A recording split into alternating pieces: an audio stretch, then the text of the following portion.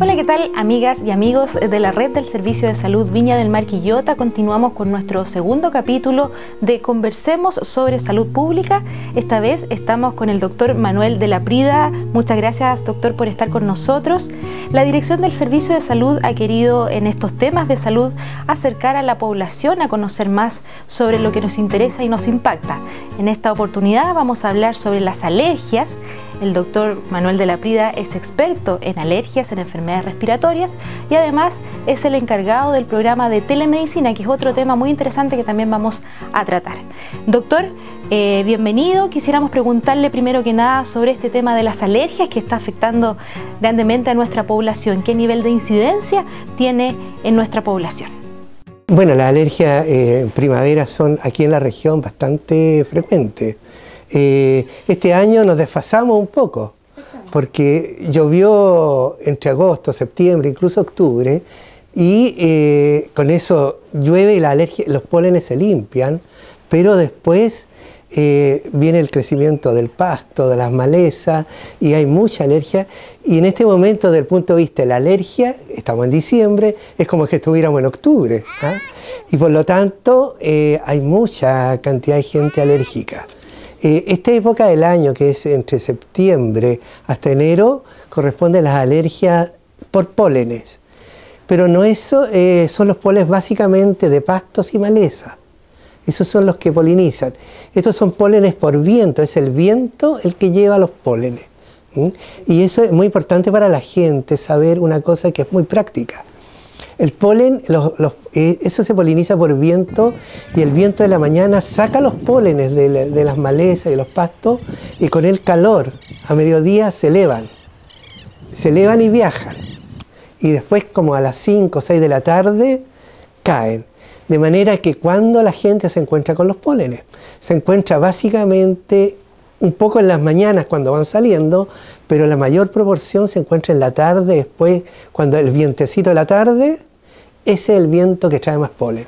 Es decir, hay que tomar los resguardos en estos horarios que son los más Exactamente. Cruciales. Por ejemplo, en las casas uno debiera cerrar las ventanas, puertas, tipo 6, 6 y media de la tarde ya, no dejar las puertas abiertas, porque si lo de una vez deja abierto, llega el viento, llegan todos los pólenes, quedan dentro de la casa, llega la gente, duerme en la casa, en el dormitorio, por ejemplo, y el dormitorio está lleno de pólenes, y entonces tiene reacciones alérgicas en su casa sin querer, digamos. ¿Ah? Ahora, doctor, también las personas tienden a tener mascotas en su casa, perros, gatos, intradomicilio. Eso también genera ciertos alergenos. Exacto. Esos son los que se llaman alergenos intradomiciliarios. Y los alergenos intradomiciliarios en esta zona también son muy frecuentes.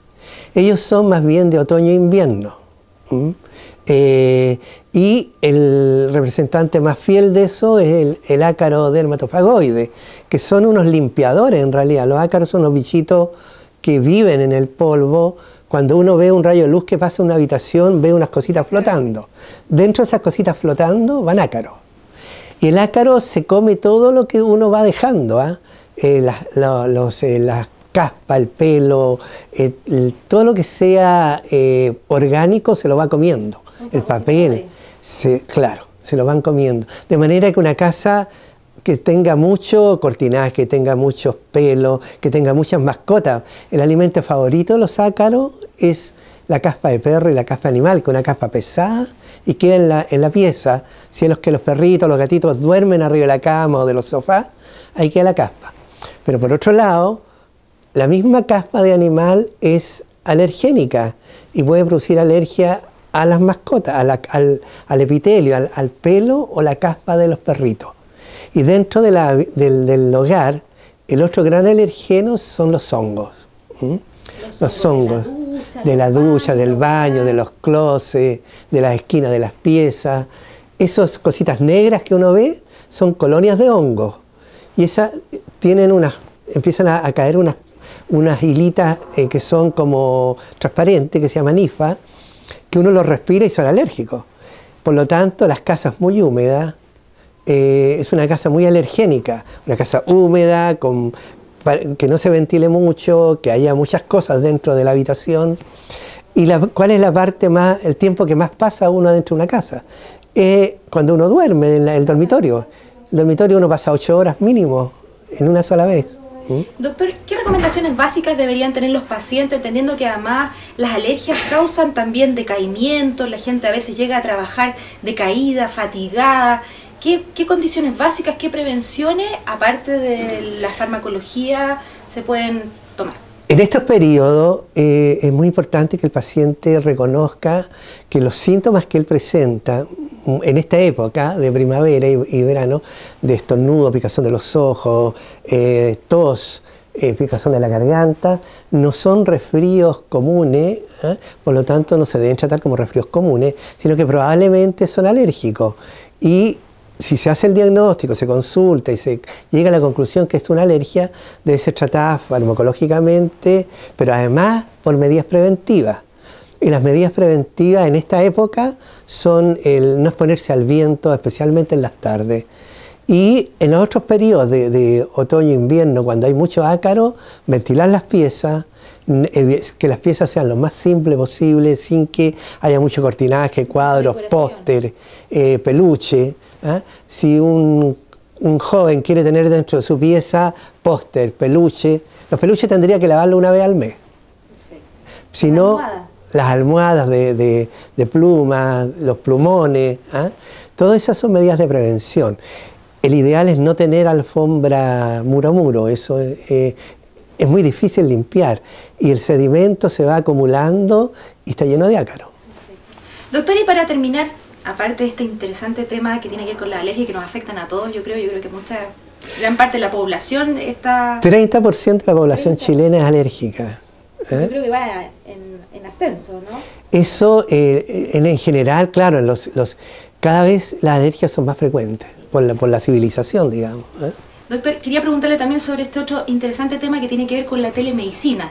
Este modelo en red que ha permitido que hospitales pequeños y de menor complejidad, como por ejemplo el Hospital de Petorca, el Hospital de Cabildo, el Hospital de La Ligua, puedan interconsultar a especialistas que están aquí justamente en el Hospital Gustavo Fricke y que usted está liderando este equipo de trabajo. ¿Cómo ha funcionado ese sistema? Bueno, la telemedicina es una herramienta a nivel mundial que es el futuro de la medicina, yo creo. Está desarrollada en muchas partes, en distintas etapas. Y nosotros acá en Chile, en general, el Ministerio ya ha venido desarrollando un programa de telemedicina ya de varios años atrás. Está la teleradiología y la telemetría del electrocardiograma. Y eso cualquier parte de Chile, por muy pequeño que sea, puede tener acceso o a un informe radiológico o a un electrocardiograma en forma inmediata informado a través de telemedicina. Esos son los dos grandes rubros que tiene. Está además, porque la telemedicina es un paraguas que tiene muchas aristas, muchas cosas distintas. Nosotros también se implementó la teleasistencia, que es este mecanismo en que uno puede interactuar con los pacientes o con los médicos a distancia para diagnosticar, para aconsejar, para tratar y para controlar. Eso se hace con monitores, con dispositivos que están colocados en los sitios, y aquí en la región está Limache, Peña Blanca, Petorca, La Ligua, Cabildo, Quintero, y desde el año pasado está en Concón en un CEFAM, en un consultorio. Y ha sido una experiencia bastante exitosa porque los médicos se sienten muy reconfortados de poder tener un acceso directo, inmediato frente a un problema que en hospitales muy alejados, digamos. Bien, un interesante tema como es la telemedicina que ha logrado integrar a todos los hospitales de nuestra red con los hospitales de mayor complejidad como el Hospital Gustavo Fricke, en cuya biblioteca hoy nos encontramos. Nos despedimos de este segundo capítulo de Conversemos sobre Salud Pública y los invitamos a que nos sigan en un nuevo capítulo con interesantes temas de salud que seguramente le van a interesar. Hasta la próxima.